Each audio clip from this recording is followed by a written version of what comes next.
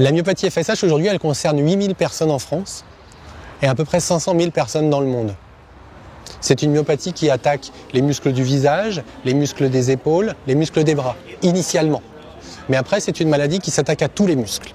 C'est une maladie évolutive qui oblige certains de nos malades à l'usage du fauteuil roulant électrique dès leur plus jeune âge. L'association AMI FSH a aujourd'hui une quinzaine d'années.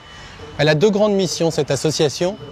D'abord, informer et accompagner les malades en leur soumettant beaucoup d'informations sur la recherche, les avancées thérapeutiques, leur dire dans quel sens vont les chercheurs et les médecins.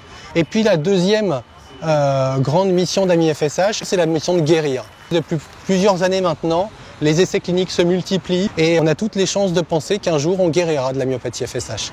Et AMI FSH a à cœur toute l'année de rencontrer des chercheurs, de rencontrer des médecins pour bien comprendre les différents projets thérapeutiques et les financer.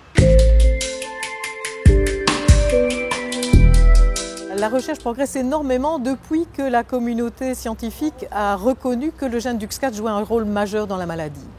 Et donc ça a eu l'avantage d'attirer dans ce domaine de recherche des groupes de chercheurs qui étaient experts dans d'autres disciplines et qui tout d'un coup se sont intéressés à la FSHD en se disant mais là on a un endroit où on peut empoigner la pathologie, ça va tourner autour de ce gène DUX4.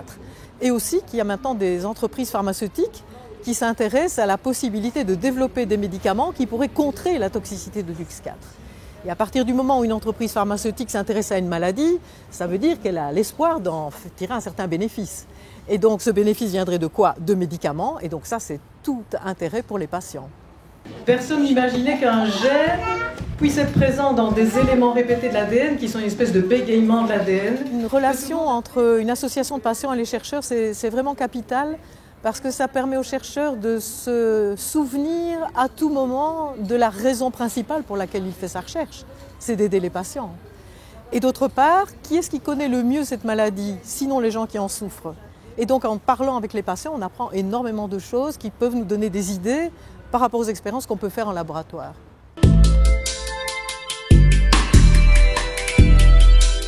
AMI FSH m'apporte, on va dire, tout un réseau, la certitude que je vais pouvoir être écoutée dans mes demandes les plus pratico-pratiques, qui sont difficilement appréciables par les médecins qui ont d'autres maladies à combattre, des chercheurs qui n'ont pas que ça à faire, ou des kinés qui ne voient jamais une maladie rare de ce type-là.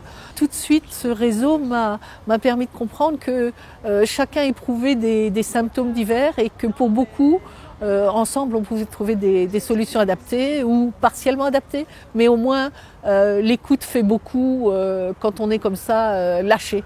L'association m'a aidé à rompre l'isolement dans lequel je me trouvais. Quand on découvre qu'on est malade, c'est une sentence très sévère qui tombe de manière totalement inattendue et qui est dévastatrice intérieurement. On se pose des questions sur notre avenir, sur celui de nos enfants, sur celui de notre couple, sur celui du travail.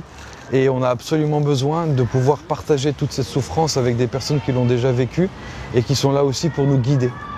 Les journées AMI FSH, elles ont lieu 2 fois par an. Donc on a 2 séances annuelles au cours desquelles on essaie de mixer un temps pour les patients. Donc beaucoup de discussions, beaucoup de partages, beaucoup d'échanges autour d'astuces qu'on aurait. Et puis un temps avec les chercheurs aussi, pour voir à quel point la recherche avance. Et enfin, on essaye également de sortir un petit peu du cadre rigoureux de la science pour proposer des solutions peut-être alternatives, un peu de réflexologie plantaire, un peu de qigong, un peu de naturopathie. Et la main gauche. Nous, c'est la première fois qu'on participe à une rencontre comme ça et on trouve ça vraiment très intéressant et très enrichissant. Je pense que c'est important pour Nathan de voir qu'il n'est pas tout seul.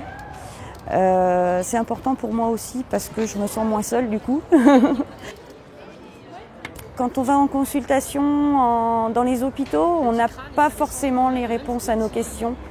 Et je trouve que c'est assez dommage. Et justement, AMI FSH et ce genre d'associations prennent le relais là-dessus.